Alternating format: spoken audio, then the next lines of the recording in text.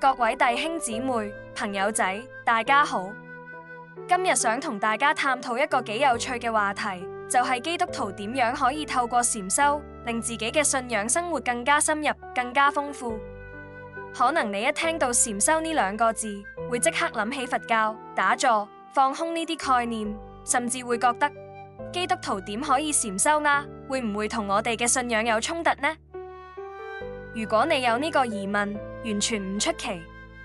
但今日我想同大家講嘅係，禪修唔單止可以同基督徒嘅生活融合，仲可以令我哋嘅祈禱更加深入，令信仰唔再只係頭腦上嘅認知，而係可以真正融入生活，深化我哋同天主嘅關係。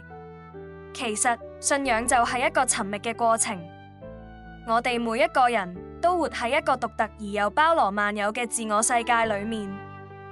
你點樣睇個世界？你點樣理解生命？其實都係由你嘅心去決定。我哋個心就好似一支畫筆咁，會準確咁按照我哋內心所見嘅一切，繪畫喺我哋自身嘅血脈之內。基督宗教同修禪者對於心嘅了解同表達方式，可能真係有啲唔同。佛家講放下，以心性修行為最高境界，所以話心就係佛。而基督徒呢，就以天主為依歸，相信佢先係真正嘅心之所在。耶穌曾經講過，人縱然賺得了全世界，而賠上自己的靈魂，為他有什麼益處？靈魂就係我哋嘅心性，係人性尊嚴嘅全部。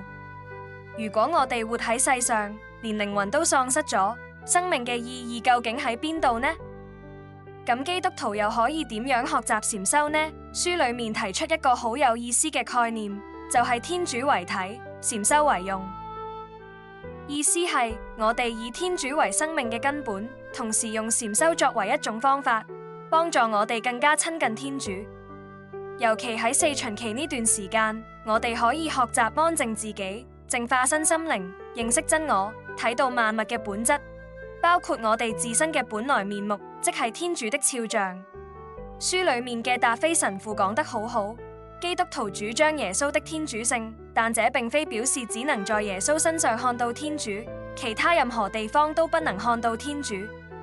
在耶穌的生活和死亡中所發現的天主，人們也可能在他處尋見。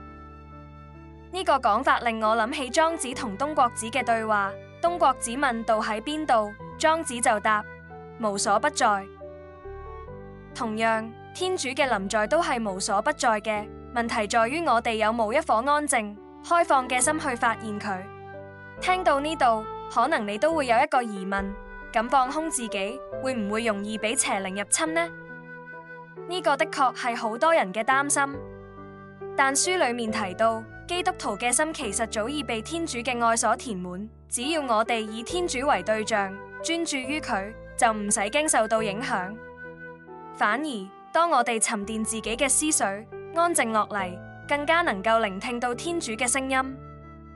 基督徒其實好需要學習跳出框框，好似海綿咁吸收新嘅知識，認識新嘅修行方法，空虛自己，拋開俗世嘅枷鎖，就好似基督一樣，完全開放自己嘅生命，唔執着於世間任何事物。聖經斐理伯書第2章講到，你們該懷有基督耶穌所懷有的心情。